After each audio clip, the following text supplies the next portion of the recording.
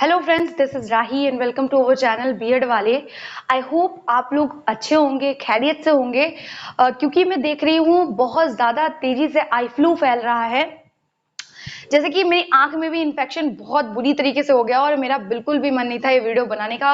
लेकिन एक सब्सक्राइबर का कमेंट था कि मैम आप बीएड सेकेंड ईयर का जो सिलेबस है उसको अच्छे से डिस्कशन कर लीजिए उसका। वैसे भी मैंने यहाँ पे जो मेरा चैनल है उस पर मैंने कई सारी प्लेलिस्ट बना रखी हैं बीएड सेकेंड ईयर से रिलेटेड। मैं उसमें भी वीडियो अपलोड करूंगी, बस आप थोड़ा सा सब्र रखिए। मैं सब पे वीडियोस अपलोड करूंगी अच्छे वो भी टॉपिक के अकॉर्डिंग, तो आपको कोई प्रॉब्लम नहीं होगी। लेकिन अगर आप लोग चाहते ही हैं कि मैं यहाँ पे एक बार ओवरऑल व्यू दे दूं सेकेंड ईयर वालों को, जो भी एमजेपी आरयू से बच्चे हैं, मतलब महात्मा ज्योतिबा फुले रोहिलखंड यूनिवर्सिटी के बच्चे हैं, उनको प्रॉब्लम नहीं झेलनी पड़ेगी, कोई प्रॉब्लम फेस करनी नहीं पड़ेगी। क्यों? क्योंकि जो प्रॉब्लम्स मैंने फेस की है मैं आप लोगों को बिल्कुल भी करने नहीं दूंगी। क्योंकि एग्जाम के टाइम पे जब मैं सर्च करती थी कोई टॉपिक तो मुझे नहीं मिलता था, ठीक है ना। तो मैंने सोच लिया था कि मैं अपने साथियों का साथ जरूर दूंगी। ऐसा नहीं होगा कि कोई टॉपिक सर्च करे और उसे ना मिले, क्योंकि एग्जाम के टाइम पे हमारे पास ऊपर ना बहुत ज्यादा प्रेशर होता है। लेकिन जब हम ढूंढते हैं उस समय हम पढ़ना चाहते हैं पर हमारे पास कंटेंट नहीं होता है। तो मैंने सोच लिया था कि आप लोग अगर कोई बीएड सेकेंड ईयर में है और अगर वो कोई टॉपिक सर्च करता है तो आपको इस चैनल पे वो टॉपिक जरूर मिलेगा। और अदर टीचिंग एग्जाम्स में भी ये टॉपिक आते हैं तो आपको उसमें भी हेल्प मिलेगी। तो आइए हम लोग फटाफट से डिस्कस करते हैं बीएड सेकेंड ईयर के सिलेबस की। तो यहाँ पे सब कुछ लिखना पॉसिबल नहीं था तो हम लोग उसकी यूनिट्स को डिस्कस कर लेंगे, तो उसमें समझ में आ जाएगा कि हमें क्या क्या पढ़ना है। अब सबसे पहले हम लोग देख लेते हैं कि हमारे पास कितने सब्जेक्ट होंगे। देखिए, जब हम लोग फर्स्ट ईयर में होते हैं तो लगभग 9 होते हैं, हम लोग देख ही चुके थे, ठीक है। जिसमें हमारा आता है कि एक तो हमारा चाइल्डहुड एंड ग्रोइंग अप आता है, एक दूसरा हमारा आता है कंटेम्प्रेरी इंडियन एजुकेशन, तीसरा लर्निंग एंड टीचिंग आता है, चौथा लैंग्वेज अक्रॉस द करिकुलम आता है, अंडरस्टैंडिंग डिसिप्लिन एंड सब्जेक्ट आता है, जेंडर स्कूल एंड सोसाइटी आता है, उसके बाद हमारे पेडागोजी का एक सब्जेक्ट आ जाता है, उसके बाद हमारा आर्ट एंड ड्रामा आता है, रीडिंग एंड रिफ्लेक्टिंग आता है जिसका हम पेपर नहीं देते हैं, और ईपीसी का पेपर आता है, ठीक है। तो कुल मिला के हमारे पास 9 सब्जेक्ट्स होते हैं, लेकिन एक का हम पेपर नहीं देते हैं। उसके बाद हम लोग बात करें तो हमारे ये वाले सब्जेक्ट आ जाते हैं। देखिए, वो 7 तक थे, मतलब 7 हमारा पेडागोजी वाला सब्जेक्ट था, उसके बाद ईपीसी स्टार्ट हो गया था। तो सब कुछ मतलब फर्स्ट ईयर और सेकेंड ईयर दोनों आप मिक्स करके पढ़ रहे हैं, इंटीग्रेट करके पढ़ रहे हैं, यानी आपका पूरा एक कोर्स है 2 साल का। तो देखिए यहाँ पे 7B लिखा हुआ है। आपने जो फर्स्ट ईयर में पढ़ा होगा वो 7A था, मतलब आपका जो पेडागोजी का जो सब्जेक्ट है वो 7A था। अब इसमें मैंने पढ़ा, देखिए मेरे पास जो था 2 टीचिंग सब्जेक्ट थे, जिसमें एक सोशल स्टडी था, एक हिंदी था। तो मैं यही आप लोगों को पढ़ाऊंगी। वैसे मैं कोशिश करूंगी कि जो अदर पेडागोजी के जो सब्जेक्ट हैं उनको भी मैं कवर कर सकूं, उनके लिए भी प्लेलिस्ट ला सकूं। अभी फिलहाल मैं सोशल स्टडी और हिंदी को लेकर चलूंगी, ओके। ये वाले जो सब्जेक्ट होते हैं वो सभी के लिए कॉमन होते हैं। जो पेपर 8 आएगा, जो पेपर 9 आएगा, जो पेपर 10 आएगा और 11 आएगा। इसके अलावा ईपीसी 4 भी होता है, क्योंकि फर्स्ट ईयर में हम लोगों ने ईपीसी 1, ईपीसी 2, ईपीसी 3 पढ़ा था।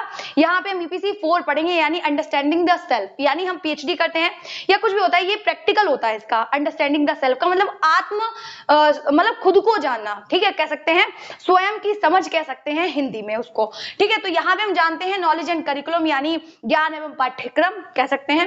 असेसमेंट फॉर लर्निंग हम कह सकते हैं कि अधिगम के लिए आकलन। क्रिएटिव एंड इंक्लूसिव स्कूल की बात कर सकते हैं, यानी समावेशी शिक्षा की बात होगी इसमें।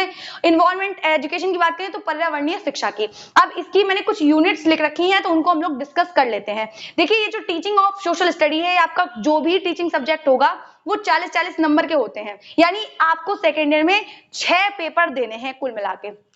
क्योंकि आपका प्रैक्टिकल भी होता है, क्योंकि आपकी टीचिंग लगेगी, तो उसका भी कई ज्यादा ना भार हो जाता है और बच्चा पढ़ नहीं पाता है ठीक ढंग से। मैं आपको बता दूं क्यों, क्योंकि मैं भी सेकेंड ईयर में जब थी तो मेरी टीचिंग लगी तो मैंने ज्यादा पढ़ नहीं पाई मैं, और एग्जाम अचानक से आ गए तो फिर इंसान के पास पढ़ने के लिए नहीं होता। तो कोई प्रॉब्लम नहीं है, आप यहाँ हैं तो आपको फायदा होगा। अब देखिए, यहाँ लिखा हुआ है टीचिंग ऑफ सोशल स्टडी, तो आपका जो पहला टीचिंग एग्जाम होगा, मतलब पेडागोजी का जो भी पेपर आप देने जाएंगे तो वो 40 नंबर का होगा। ऐसे ही दूसरा पेडागोजी का आपका जो सब्जेक्ट होगा वो भी 40 नंबर का होगा। नॉलेज एंड करिकुलम और असेसमेंट फॉर लर्निंग आपके लिए इंपॉर्टेंट होंगे, क्योंकि जो 80-80 नंबर वाले पेपर होते हैं वही आपके नंबर इंक्रीज करने में या फिर आपकी परसेंटेज को बढ़ाने में हेल्प करते हैं। तो ये दोनों 80-80 नंबर के पेपर हैं। उसके बाद क्रिएटिंग एंड इंक्लूसिव स्कूल की बात करें तो ये 40 नंबर का है। इन्वायरमेंट एजुकेशन की बात करें तो ये भी 40 नंबर का है। टोटल आपको 6 पेपर देने हैं सेकेंड ईयर में। अब हम बात करें तो इनमें यूनिट्स क्या क्या हैं उनको जान लेंगे तो हमें पूरा ओवरऑल क्लियर हो जाएगा। और वैसे भी अगर क्लियर नहीं होगा तो मैं topic wise topic already playlist में वीडियो डाल दूंगी। तो आइए हम लोग फटाफट से समझते हैं। अब देखिए हमारा जो टीचिंग और सोशल स्टडी है उसमें कुल 5 यूनिट दी गई है, जिसमें हम बात करेंगे issues and challenges in teaching learning of social study. मतलब जो भी चैलेंजेस हैं सोशल स्टडी के, यानी जो सामाजिक अध्ययन या सामाजिक विज्ञान जो भी हैं उनकी बात करें तो जो भी चैलेंजेस आते हैं उनकी बात करेंगे हम पहली यूनिट में। दूसरी यूनिट में बात करें तो analysis of social study text book and question paper, यानी ये वाली यूनिट बहुत ज्यादा इंपॉर्टेंट है क्योंकि हम इसमें बात करते हैं कि जो सोशल स्टडी की यानी सामाजिक अध्ययन या सामाजिक विज्ञान की किताब कैसी होनी चाहिए या क्वेश्चन पेपर हम उसका कैसा तैयार करें या एनालिसिस हम विश्लेषित करेंगे किसी टेक्स्ट बुक को, मतलब जो हमारी सोशल स्टडी की टेक्स्ट बुक है वो कैसी होनी चाहिए और क्वेश्चन पेपर का जो निर्माण है वो हम कैसे करें, इन सब का हम विश्लेषण करेंगे सेकेंड यूनिट में। इसमें और भी कई सारी टॉपिक वाइज दिए गए थे पर मैं ऐसे ही डिस्कशन कर ले रही हूं और आपको टॉपिक वाइज वीडियो प्लेलिस्ट में मिल जाएगी। थर्ड यूनिट में देखिए कह रहे हैं approaches of pedagogy of social study, यानी अब कौन कौन से उपागम अपनाएंगे। उपागम हम लोग जानते ही हैं, इंटीग्रेटेड या फिर हम इंक्लूसिव या बिहेवियरिस्टिक, जो भी अप्रोचेस हैं उनको इसमें डिस्कशन करेंगे। अब देखिए कह रहे हैं इवैल्यूएशन इज सोशल साइंस, यानी जो मूल्यांकन का कॉन्सेप्ट है वो सोशल स्टडी में हो या कोई भी आपका सब्जेक्ट है वो सभी में इंपॉर्टेंट रहता ही है। अब देखिए यहाँ पे कह रहे हैं इवैल्यूएशन इन सोशल साइंस, तो हम इसमें मूल्यांकन समझेंगे कि सोशल स्टडी का मूल्यांकन या उसकी बुक्स का या फिर क्वेश्चन पेपर्स का कैसे मूल्यांकन करें, बच्चे का मूल्यांकन कैसे करें, तो ये सारी चीजें हम इसमें डिस्कशन करेंगे। टीचर ऑफ सोशल साइंस, और ये वाला भी जो क्वेश्चन है या ये वाली भी यूनिट इंपॉर्टेंट है क्योंकि जो सोशल स्टडी मतलब सोशल साइंस का जो टीचर है वो कैसा होना चाहिए, उसके पास के गुण होने चाहिए, तो ये सारी चीजें भी इंपॉर्टेंट है, उस चीज को इसमें डिस्कशन करेंगे। सॉरी, अब देखिए यहाँ पे देखते हैं दूसरा हमारा आता है टीचिंग ऑफ हिंदी। तो मैं टीचिंग ऑफ हिंदी पढ़ाऊंगी दोनों जो हमारे टीचिंग सब्जेक्ट थे। इसमें मैं डिस्कशन करूंगी कि 6 यूनिट दी हुई हैं। इसमें सबसे पहली यूनिट में आता है गद्य एवं पद्य शिक्षण। इसमें कई सारे उद्देश्य को जानेंगे, इनके नेचर को जानेंगे, मतलब बहुत सारी चीजें हैं गद्य और पद्य की। और पद्य शिक्षण आता ही, देखिए गद्य पद्य और व्याकरण अगर आप तीनों को पढ़ लेते हैं अच्छे से तो इसमें से कोई ना कोई एक जरूर आता है। ये मैं कहानी, नाटक, उपन्यास की बात नहीं कर रही हूँ, बट ये तीनों प्रीवियस ईयर में बहुत ज्यादा आए हुए हैं और पद्य का तो इतनी बार आया है आपको मैं बता नहीं सकती हूँ। ठीक है, तो सेकंड यूनिट में हम डिस्कशन करेंगे व्याकरण एवं रचना शिक्षण की। रचना शिक्षण भी बहुत ज्यादा इंपॉर्टेंट है, ये भी शॉर्ट में देखा गया है। उसके बाद यूनिट थर्ड की बात करें तो कहानी, नाटक एवं उपन्यास शिक्षण। पुस्तक को मतलब फोर्थ यूनिट में हम पाठ्य पुस्तक को, और ये जो फोर्थ यूनिट है पाठ्य पुस्तक वाली वो भी बहुत ज्यादा इंपॉर्टेंट है। क्यों? क्योंकि जो हमारा लैंग्वेज का जो मतलब पेडागोजी है, जो भी पेडागोजी ऑफ हिंदी, तो उसमें अगर हम बात करें तो उसमें पाठ्य पुस्तक का बहुत इंपॉर्टेंस है, मतलब पाठ्य पुस्तक की बहुत ज्यादा इंपॉर्टेंस रहती है।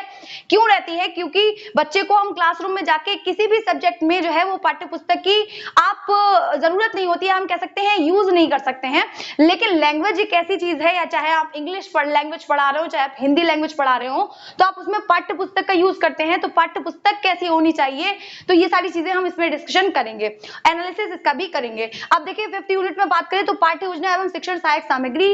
तो TLM एक ऐसा इंपॉर्टेंट शस्त्र है शिक्षक के पास, तो मतलब अपने आप में एक ऐसा मतलब अच्छी चीज है कह सकते हैं, जो कि टीचर की तो सहायता करेगी, साथ में बच्चे को समझने में भी हेल्प करती है। तो इसको भी हम अच्छे से जानेंगे और ये वाली जो यूनिट है वो भी इंपॉर्टेंट है। उसके बाद अगर हम बात करें तो भाषा शिक्षण में नवाचार, यानी आप लैंग्वेज की क्लास में क्या क्या नई चीजें अपना सकते हैं और बच्चों को और अच्छे से समझा सकते हैं। इससे भी एक शॉर्ट क्वेश्चन बन जाता है। अगला हम लोग बात करें तो हमारा आता है नॉलेज एंड करिकुलम, यानी ज्ञान एवं पाठ्यक्रम। तो उसके बाद बात करें हम लोग knowledge generation and child centred education. ये इसमें हम ज्ञान को जानेंगे, कितने प्रकार होते हैं, कैसे कैसे वर्क करता है। करिकुलम को जानेंगे, कोई टेंशन नहीं है, चाइल्ड सेंटर्ड एजुकेशन को जानेंगे। उसके बाद हम बात करें सेकेंड यूनिट में तो सोशियोलॉजिकल बेसिस ऑफ एजुकेशन, यानी सामाजिक के जो पक्ष है या कह सकते हैं समाज शास्त्रीय पक्ष हैं, उसको समझेंगे कि क्या क्या बायसनेस क्या है या फिर मतलब सोसाइटी के प्रोस्पेक्टिव क्या है, उन सबको हम यहाँ पे जानेंगे। थर्ड यूनिट में जानेंगे कॉन्सेप्ट ऑफ करिकुलम, यानी पाठ्यक्रम के बारे में। अगर आपने फर्स्ट ईयर में अच्छे से पढ़ाई की हुई है तो आपको बहुत हेल्प मिलने वाली है, कोई दिक्कत नहीं है। अब देखिए कॉन्सेप्ट ऑफ करिकुलम, करिकुलम को हम बहुत बार 1000 बार पढ़ चुके हैं, कोई दिक्कत नहीं है, लेकिन यहाँ पे हम दोबारा से समझ लेंगे। फिर देखिए फोर्थ यूनिट में आता है curriculum determinants and curriculum development, मतलब पाठ्यक्रम के विकास की बात करेंगे और भी कई सारी चीजों की बात करेंगे इसमें। जो हमारी यूनिट 5 है उसमें हम डिस्कस करेंगे curriculum and text book evaluation. इसमें भी हम टेक्स्ट बुक के बारे में, यानी हमारी टेक्स्ट बुक कैसी होनी चाहिए उसका मूल्यांकन करेंगे, करिकुलम के बारे में कैसे उसको फ्रेम किया जाए, उन सब के बारे में हम इसमें डिस्कशन करेंगे। उसके बाद हम आते हैं असेसमेंट फॉर लर्निंग पे, यानी अधिगम के लिए आकलन। उसमें हम 5 यूनिट्स को देखेंगे। सबसे पहले आता है concept, meaning and overview of assessment and evaluation. देखिए हम लोग क्या करते हैं, पहले तो पूरे साल पढ़ाई अच्छे से नहीं कर पाते हैं, क्यों? क्योंकि हमारे पास एक्स्ट्रा वर्क बहुत ज्यादा होता है। लेकिन जब हम लास्ट टाइम पढ़ते हैं तो कुछ बच्चे ना मॉडल से पढ़ाई कर लेते हैं और मॉडल में उन्हें कुछ समझ नहीं आता। क्यों नहीं समझ आता? क्योंकि आधी चीजें तो गलत दी गई होती हैं। मैं ये बुराई वाली बात नहीं, एक्चुअली ये रियलिटी है। उसमें क्या होता है, आप असेसमेंट ढूंढते रहेंगे आपको मिलेगा ही नहीं। पहली बात, जो बुक है, बुक्स मुझे नहीं लगता बहुत कम होता है जब बच्चे बुक्स ले ले, या फिर कॉलेज से जो लाइब्रेरी हो उसे इशू करवा लेते हैं। तो उसमें क्या है, पढ़ने का टाइम उनके पास होता नहीं है, तो वो क्या करते हैं, कुछ नहीं करते हैं, उनका टाइम वो वेस्ट हो जाता है। अब देखिए जब आप पढ़ने बैठेंगे, लास्ट टाइम पे आप कभी भी बैठे हैं, आपके पास 10-15 दिन जो भी है, उसमें जब आप देख रहे हैं तो आपको असेसमेंट नहीं मिलेगा, उसमें इवैल्यूएशन दिया गया है। देखिए इवैल्यूएशन एक बड़ा कॉन्सेप्ट है, इसको हम समझेंगे, और उसके अंदर ही क्या है, असेसमेंट होता है। तो असेसमेंट बच्चों को समझ नहीं आता, वो असेसमेंट से मतलब इवैल्यूएशन से निकाल लेते हैं, यानी मूल्यांकन से। ये वाला जो आपका असेसमेंट का जो पोर्शन है उसको अलग से ही समझा दूंगी, कोई दिक्कत नहीं है। लेकिन बच्चों को ज्यादातर असेसमेंट और मूल्यांकन में यानी इवैल्यूएशन में बहुत ज्यादा कंफ्यूजन होती है, और आपकी जो बुक्स हैं या आपका जो मॉडल्स आप जहां से भी पढ़ते हैं वहां पे इन दोनों में बहुत ज्यादा ऐसा होता है कि वहां पे आपको गलत ही दिया होगा, आपको समझ में ही नहीं आएगा कि क्या कैसा क्या कॉन्सेप्ट है। इसीलिए आपको इंग्लिश में ये चीजें मतलब इसीलिए भी अच्छी होती है इंग्लिश में पढ़नी, कि अगर आपको इंग्लिश में आपने देखा कि असेसमेंट लिखा हुआ है तो असेसमेंट का मतलब असेसमेंट ही है, वरना कहीं असेसमेंट को मूल्यांकन लिख दिया गया होगा या मूल्यांकन को आकलन लिख दिया गया होगा हिंदी में। ठीक है, तो आइए हम लोग देखते हैं कि सेकेंड यूनिट में क्या है, अप्रोचेस टू असेसमेंट, यानी उपागम क्या है असेस करने के, आकलन के, वो यहाँ पे डिस्कशन करेंगे। थर्ड यूनिट में बात करेंगे फीडबैक रोल। देखिए ये वाला जो टॉपिक है, जो थर्ड यूनिट है, समझ लीजिए रामबाण है। ऐसा कोई पेपर नहीं था प्रीवियस ईयर में जहां पे प्रतिपुष्टि या फिर फीडबैक नहीं पूछा गया था in assessment and furthering learning. ठीक है, तो यहाँ पे हम बात करेंगे असेसमेंट, फीडबैक की और कई सारी चीजों की। अब देखिए बात करें फोर्थ, हमारा जो जो यूनिट है वो हमने डिस्कशन कर ली है।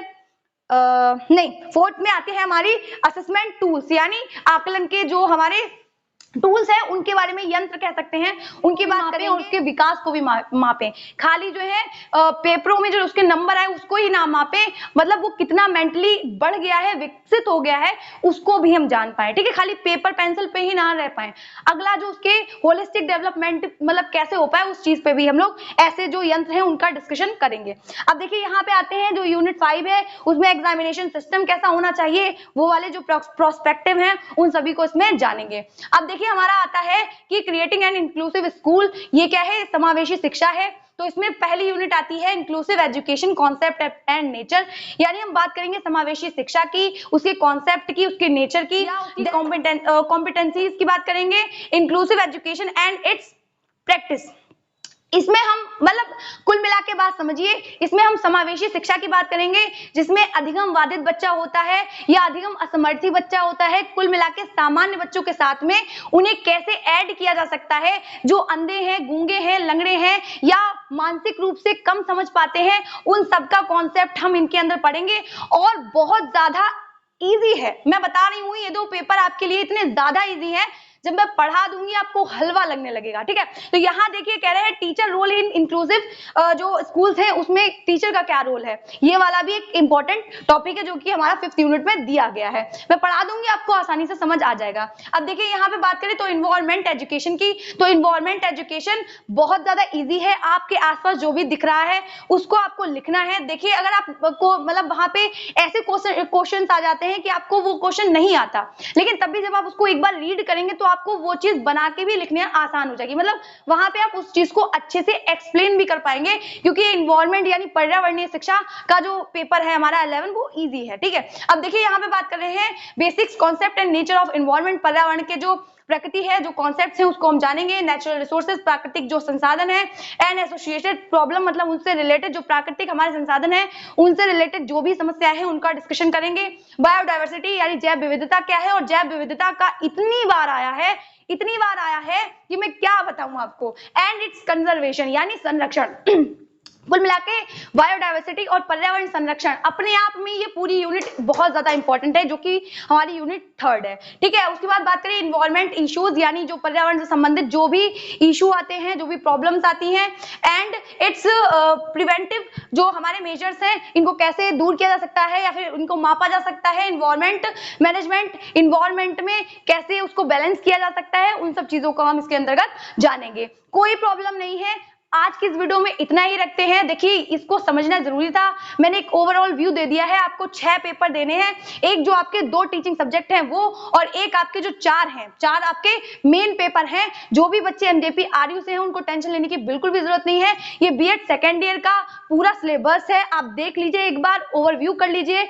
और अगर आपको वीडियो अच्छी लग रही हो तो वीडियो को लाइक कीजिएगा, चैनल को सब्सक्राइब कीजिएगा इसी तरीके की मोर अपडेट्स के लिए, और बेल आइकन को भी प्रेस करना मत भूलिएगा। मिलते हैं नेक्स्ट वीडियो में, तब तक के लिए जय हिंद।